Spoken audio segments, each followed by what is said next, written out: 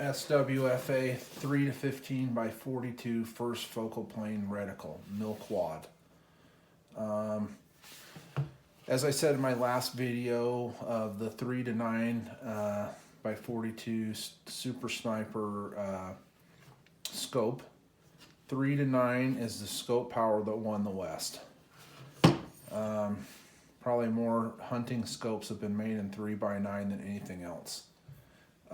So if 9 power on the high end is great, wouldn't 15 power on the high end be better? And the answer to that is maybe. And as I said before, every scope is a compromise of something. You're going to give up something for its specific use, whether it's field of view, whether it's reticle choice. And so you got to decide what the best application for the scope is. So I was attracted to this scope because I thought maybe this could be the do-all scope. You got 3 power on the low end, which is enough field of view for jump shooting jackrabbits in the sage, quick animals at short distances. You can do a lot with 3 power. And I really like my scopes to go down that low, because when I'm hunting, my scope is set to 3 power or lowest power. And why is that? Because if I have to make a quick shot, I have plenty of field of view to do it. Despite what's commonly thought of, many of your long-range hunting situations, you won't be needing long range. Shots will fall into 2 categories: point and shoot, i.e. sub 300 yards, and beyond 300 yards, at which point you'll probably want to adjust the scope power up, and you'll probably maybe want to use your turrets. I don't really feel this scope's a hunting scope, because I think its reticle is best suited as a range scope or maybe a competition scope. So I won't review it too much because I'm a hunter, I'm not a competitor. So I'll just give some comments on what I think of it. It comes in a plain white box like all the SWFA SS products do. I think it's cool. Why spend a lot of extra money on packaging? It's just not needed. It's kind of a breath of fresh air. Put money into the optic rather than the packaging. This scope in particular has very positive, audible adjustments to it. They're very good. I would say, however, that some of your crispness of adjustments will vary depending on this individual scope. This scope's here is much more mushy, not very much resistant, easy to move. This is a lot more positive. Very gives a nice pleasant feel to it, to the clicks. Should be happy with that. The main, and you get this little power throw lever. I really like these because I like to quickly be able to adjust my scope from low power to max power. Whenever I take a long distance shot, I like to just dial my scope to max, usually.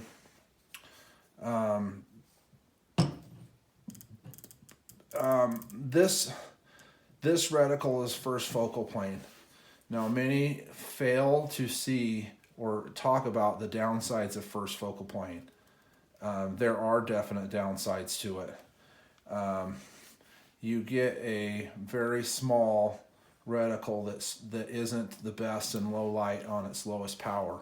And as a hunter, that's probably where my scope is set at 95% of the time. Remember, I'm only dialing up if 1, the shot is beyond 300 yards, and 2, I'm probably only dialing up if I need to go on the turret. So a lot of hunting in the mountains I hunt in the west, public land. You know, we can go all and get all set up for long range shooting, which we should, but it doesn't mean that the actual shot we're going to take is going to be a long range. Let's remember too, we're also probably only going to take one shot. So to give up a good reticle on low power, just so all these subtensions match all throughout the power range, is not a good choice in a hunting situation, in my opinion. However, where it is a good choice is at the range and at competition, because you're going to be taking multiple shots at longer distance, most likely. You're going to be also doing it during daylight hours, so the poor light condition is not a factor. And you're not going to just be taking one shot. You're going to taking multiple shots at distance. So you may choose and say, hey, another thing that is different is you may be taking long distance shots at things that are moving. In big game hunting, we don't want to do that. So if you're wanting to shoot things that are moving and at distance, first focal is what you want. So again, every scope's a trade-off. Pick which things you need most. Can a hunting scope be a long range, a competition scope? Of course. Can a competition scope make a hunting scope? Yes, but neither is the best tool for the job. And that compromise you make is a compromise. You give up something, and you have to decide: do I want to give that up, or what do I want to do? The optics in the 3-9 SS HD with the upgraded glass has noticeably better glass than this does. In fact, if you want to flex this into a hunting scope, I think the 3-9 is a better choice if you're dead set on first focal plane. And the reason why is that scope actually has the glass that carries the reticle better. And so what do I mean by that? In the 3-9 scope, you can just dial up the scope to 4 or 5 power, and your reticle comes in a lot more clearer in low light. With this scope, you kind of keep fighting it because the glass doesn't carry the reticle as well. And so what you find yourself doing is you keep dialing the scope up in power to see the reticle better. And so you end up at 6 or 7 power, and your optical performance in the scope like degrades to where you're kind of like trading off. And so you dial up in power, and your brightness of your image starts to diminish, even though your reticle is larger. And so I think that's a downside to using this as a hunting scope. Not a problem in broad daylight hours. And so that's going to be your difference between this scope and the 3-9, I think. But we're going to put this on what I call my scope dynamometer. What is a scope dynamometer? Just like a car, you put, because I'm interested in hot rods, just like a car, you put the scope, put the engine on a dyno, and you measure how much horsepower it makes. It does not test the durability, because there's some things that you can test without driving the car, just like with the scope, there's some things that we'll test without shooting it. And so my test, what it's going to do is measure the accuracy of the adjustments and return to 0. Do these clicks match up with what they're supposed to be? And does the scope return to 0? And does the reticle track straight up and down, or do we get any shift in it? That's what I'll be checking for. There's not very many people that check this, and so I call it my scope dyno, because This check, it doesn't check the durability of the scope because we can't check that without shooting it. However, it gives us the ability to measure, are these clicks, do they match? If they don't, how much off are they? I should be able to tell you within a certain percentage point of how far they're off, if they are. So we'll check that. For reference, I've checked a straight 10 power SWFA scope, and the 3 to 9 power scope SWFA, and I've also checked this 20 power SWFA. The two others, the 3 to 9 and the fixed 10 power, are tracked straight and true, dead on. Great performance on those. This one, however, has over 3% tracking error. It also has some reticle shift to it, a half a minute. And I like to test scopes that are around 25 minutes of angle. For mil scopes, I test those to about 8 mil, a little bit further travel. This is a minute of angle scope. So I tested this one to, I think, 20 MOA. I didn't go quite as far on this one. This scope I think I'm going to send back because of the tracking error, and see if you know, it's not, I use this scope for load development anyway, this 20 power. I don't really dial it. So, you know, but it's something I don't really like having, knowing my scope doesn't track as it should. But this is something we're going to check. I don't know what the scope dyno results will show, but we'll see. Thanks. Coming up. All right. 3 to 15 by 42 SWFA SS. First focal plane mil quad on the scope dyno. What am I seeing here? Scope dyno, what is that? That's a tall target measured with a long tape measure at exactly 100 yards. What are we seeing in the scope? Well, we're not seeing perfection, as I'll show you. So we're gonna measure the scope over its travel of 8 mils. 8 mils is the travel, and we're gonna see what it does. There's 2 mils.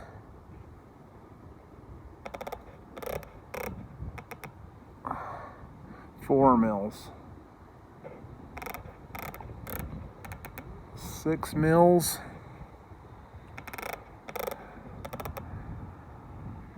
8 mils. Yep, 8 mils. What are we seeing as a problem here? We're seeing some reticle shift. That happens to be about 1/10 mil. 1/10 mil of reticle shift. Not a huge deal, but not spot on. I saw this happen in my 20 power scope, although the clicks didn't match on that as well, and we had more shift than this. Let's wind this back up, and hopefully in the video you can see the reticle shifts back to the left as we go back to 0. Again, how do we know my mount's solid?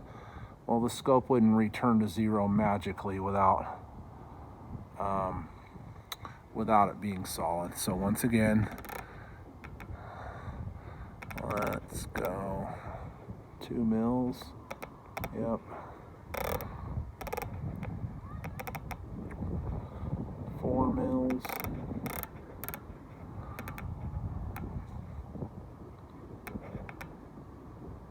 6 mils.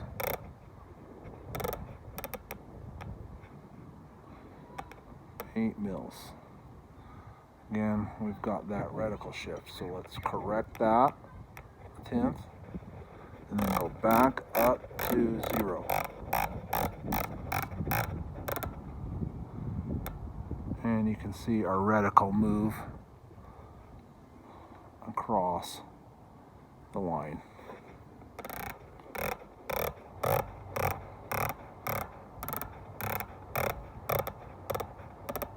See, we've got it dialed out there. And as we go back, we go over the line the other way. It doesn't appear to have as much error as we go up. Although, we come back down, again, reticle shift.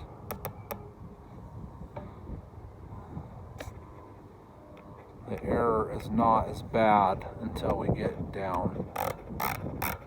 Oh, would you notice this when you're shooting it? This is why we put it on the scope dyno. I don't think we would notice that really when we shoot it. But wouldn't it be nice to know it's there? It sure would. So this is why I test my scopes this way, is to see what are they doing. Is the reticle shifting as we go down in the travel? That's a common problem I've been seeing on scopes that don't pass this test with flying colors. We get some right. In particular, it seems to want to shift right. That's been where I've seen it shifting in the other scopes I've tested. Remember, this moves the opposite, so that's going to cause you to shoot to the left as you dial.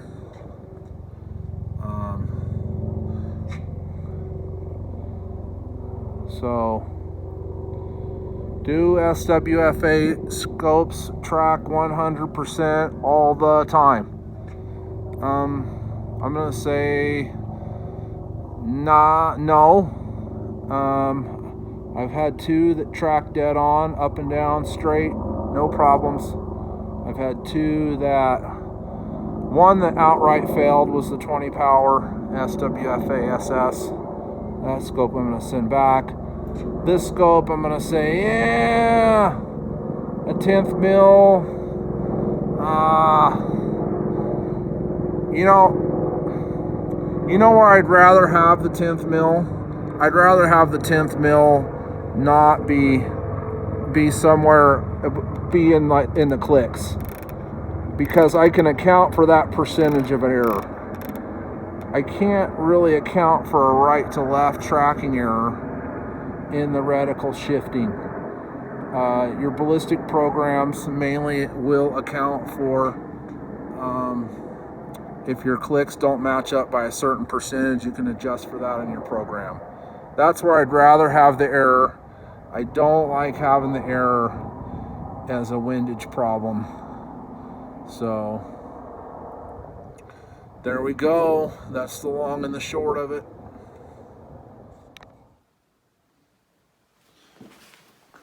Okay, what are my final thoughts on this scope? 3 to 15 by 42 SWFA SS first focal plane mil quad after a less than stellar result on the scope dyno. After seeing the reticle shift to the right, and I don't know why this is, it must be some way how the erector works in scopes. I'm not familiar with that. I always see, when I see reticle shift, I always see right shift. Now, where else have I seen this? I saw it in this scope, the 20 power, although this one had also at least about 3% tracking error. That's where the clicks don't measure the same as the up and down, or what it's marked out on the tall target. Where I saw this exact problem where the clicks matched, but we saw reticle shift, I saw that on the Vortex Viper PST2, again in 3 to 15 power. And I tested two different samples of those, saw reticle shift in those exactly like this. Clicks matched, up and down measured, okay, but we saw right reticle shift, which would cause you to miss left. In that particular example, though, the error was about double. The reticle shift error was about double what I'm seeing in the PSTs. So what that amounts to in this particular scope is about a 10th mil. Now you may say, oh, well, it's only a 1/10 mil and you have to go clear out to 8 mils to get to a 1/10 mil. And that would be correct. So your error being a 1/10 mil isn't going to be as much the lesser you adjust the scope. So we may say, well, I'm not going to use it to 8 mils. And so in that case, maybe it's not that big of a deal to you. But it's there, and we know it's there. So, and then a little bit of follow-up on what I said on the first focal plane and the hunting scenario and all that. Let's remember, when we long-range hunt, we're not going out to purposely take a long-range shot on an animal. We're taking a long-range shot on an animal because that's the only shot we have. If we have a 500-yard shot and we can easily get to 300 yards, a prudent person would do that. If you have a 700-yard shot and you can easily get to 500 yards and still make the shot, you would do that too. So we're only looking to shoot long range in a hunting situation if we need to. So, and we're only planning on making one shot. So again, that's all completely different than shooting at the range, shooting at competition. All that stuff's a different use. And I believe the scope is more suited towards those uses rather than a hunting use. Those are my final thoughts. Okay, final thoughts again.